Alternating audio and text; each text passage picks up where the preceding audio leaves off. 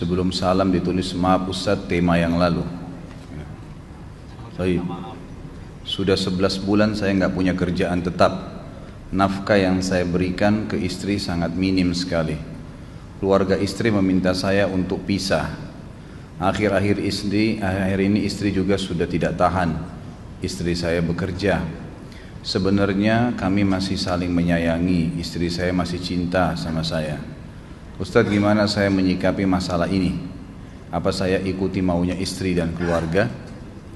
Saat ini istri saya lagi didekati pria lain yang lebih mapan dan kaya. Salahkah saya kalau memukul pria tersebut? Karena pria itu telah mengambil kesempatan dalam kesempitan rumah tangga kami. Ustadz minta amalan atau wirid untuk melapangkan rezeki. Ini ada hubungannya sama tema nggak ini? Hah? Jawab atau enggak? Kasihan. Ya udahlah, karena malam terakhir ya.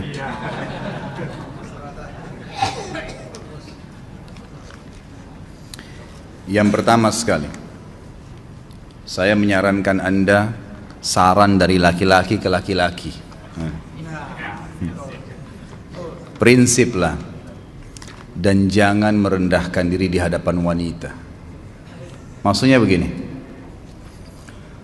pada saat seorang wanita yang menjadi istri Anda membutuhkan Anda, tunjukkan kebutuhan kita 1000 kali daripada dia. Dia sayang, dia perhatikan, dia siap berkorban. Kita harus 1000 kali lebih hebat daripada itu. Laki-laki memang penaung. Tapi kapan dibalik? Kalau saya pribadi, kapan dia tidak butuhkan, menunjukkan kebutuhan, saya 1000 kali tidak butuh sama dia. Untuk apa Anda merendahkan diri di depan seorang wanita yang kalau memang dia tidak bisa menjadi seorang istri? Karena kapan wanita sudah menyombongkan diri di hadapan laki-laki, tidak akan ada wibawa sama sekali. Ini poin dulu dalam pembukaan. Dan selalu saya sarankan siapapun ikhwah yang minta saran saya dalam masalah rumah tangga, yang paling pertama ini saya ucapkan, saya bukan menyuruh Anda menjadi keras, bukan. Tapi saya mengajak Anda untuk punya prinsip dalam hidup. Wibawa, pemimpin rumah tangga. Dibutuhkan kita butuh, tidak dibutuhkan ya sudah. Masih banyak gantinya. Dia mau ganti laki-laki lain, silahkan, ahlan wa sahlan, silahkan. Allah akan gantikan penggantinya yang lebih baik. Dan itu harus bisa kita punya prinsip. Memang begitu. Kalau ini kita terapkan dalam kehidupan kita, kita akan sangat mudah hidup. Terkadang subhanallah ada pengorbanan berat. Berpisah dengan meninggal, berpisah karena masalah dosa yang dilakukan oleh pasangan kita. Jelas haram. Kalau ada seorang istri hanya karena masalah suaminya kekurangan ekonomi mau berhubungan sama laki-laki lain, wanita apa ini? Cinta itu pengorbanan, kasih sayang. Bukan hanya pada saat mampu kemudian disayang, pada saat tidak mampu kemudian ditinggal. Subhanallah. Hati-hati, hukum Allah subhanahu wa ta'ala berlaku. Akhwat, yang jadi istri, ikhwah, yang jadi suami, harus tahu pasangan kita itu punya Tuhan sebagaimana kita punya Tuhan yang sama. Dan Allah itu maha adil. Memang dalam kehidupan kita ada naik turunnya. Dan makna cinta adalah pengorbanan. Itu sebenarnya. Kalau hanya kita kantongnya lagi penuh kemudian disuka sama istri, pada saat lagi tipis, lagi masalah, kemudian dia mau berhubungan sama laki-laki lain, na'udzubillah min dzalik. Wanita apa ini?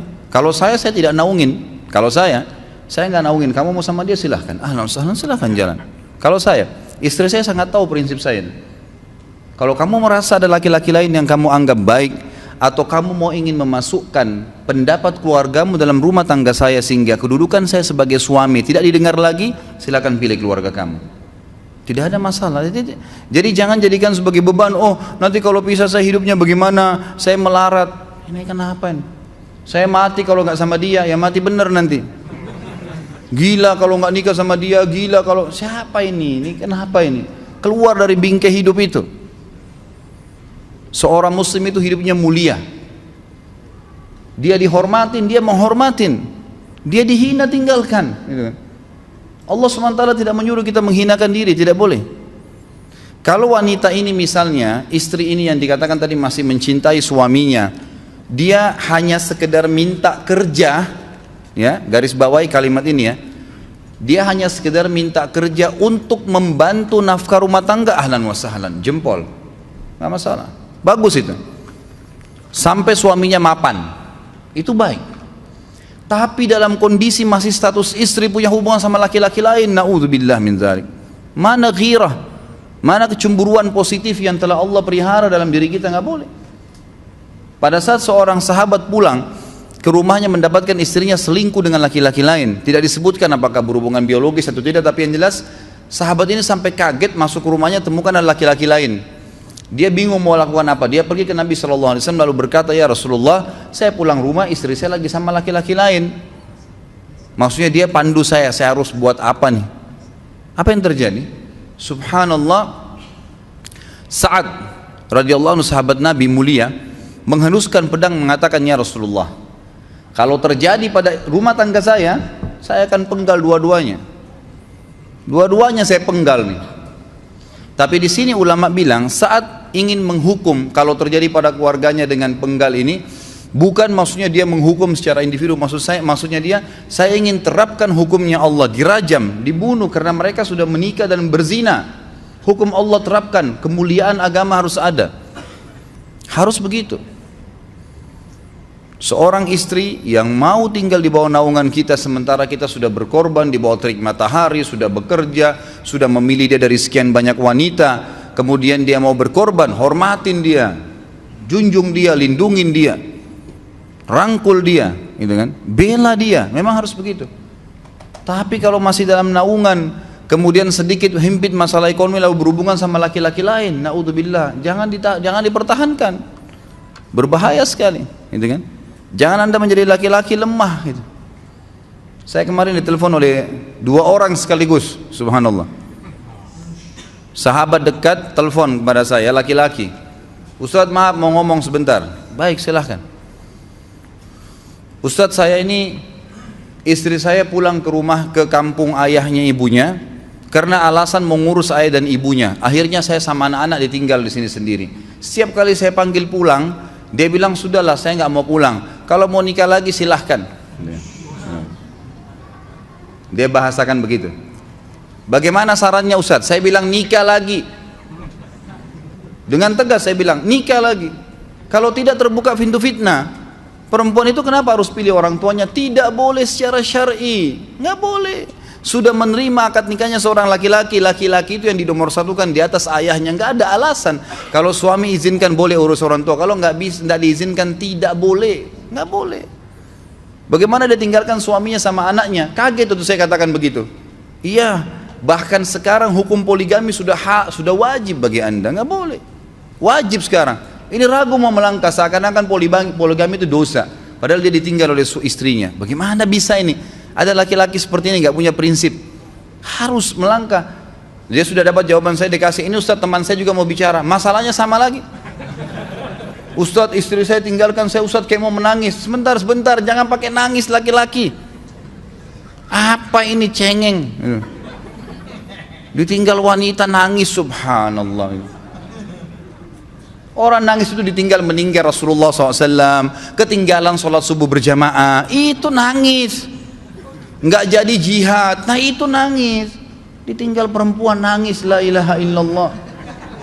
Allah ciptakan perempuan lebih banyak daripada laki-laki. Ini bukan menurunkan martabat perempuan ya. Artinya harus seorang pemimpin itu punya wibawa. Nggak bisa, kalau nggak akan dianggap remeh nanti. Istri itu dinaungin, dilindungin, dididik, diberikan haknya ia. Berikan berlipat-lipat penghormatan sebagaimana dia berikan satu penghormatan, nggak apa-apa. Tapi jangan sampai menginjak martabat seorang pemimpin, tidak boleh. Akhirnya saya sampai bilang sama dia, akhi, ambil keputusan. Kamu mau balik sama saya berumah tangga di sini, atau kamu pilih rumah orang tua kamu? Oh, saya pilih orang tua saya, baik, saya ceraikan kamu sekarang. Assalamualaikum, tutup telepon, selesai. Jangan lama-lama. Cengeng sekali. Udah sujud sama Allah, saya masih berat cintanya Allah. Ia minta kepada Allah subhanahu wa ta'ala, minta gampang dihilangkan dari hati. Sebagaimana dia datang dia bisa keluar, gampang itu. Subhanallah ya, jangan terlalu mencintai dunia berlebihan. Kalau saran saya, Kalau istri anda ini tanya baik-baik, kalau kamu bekerja hanya karena mau bantu nafkah rumah tangga sekarang, ahlan wa sahlan, silahkan. Selama pekerjaan halal, antar dia ke tempat kerjanya. Muliakan dia, jaga, jemput pada saat pulang, anda pembelahnya, begitu. Tapi kalau berhubungan sama laki-laki, ada subhanallah suami, depannya dia istrinya telepon laki-laki lain dan dia menerima itu. Mana ini? Dalam agama haram, wallah haram itu hukumnya. Nggak boleh. Itu namanya dayuth dalam agama. Nabi SAW mengatakan Allah melaknat dayuth. Kata sahabat, siapa itu dayuth ya Rasulullah? Laki-laki yang tidak punya cemburu terhadap pelanggaran agama yang terjadi pada istrinya. Gimana caranya? Nggak boleh dalam agama Islam, gitu kan? Makanya biasakan hati kita terisi dengan cinta kepada Allah SWT dan bukan cinta kepada manusia. Mencintai istri karena Allah yang perintahkan, mencintai suami karena Allah yang perintahkan. Jadi semua karena Allah. Tidak ada kata-kata hilang, tidak ada rugi kalau kita meninggalkannya. Jadi ini hal mendasar yang saya tahu, Allahu alam. Jadi sampaikan seperti itu. Kalau wirid apa? Saran saya adalah memperbanyak istighfar kepada Allah SWT. Gunakan momen musibah itu sebagai kesempatan untuk mendekatkan diri dengan Allah Subhanahu wa taala. Begitu ya.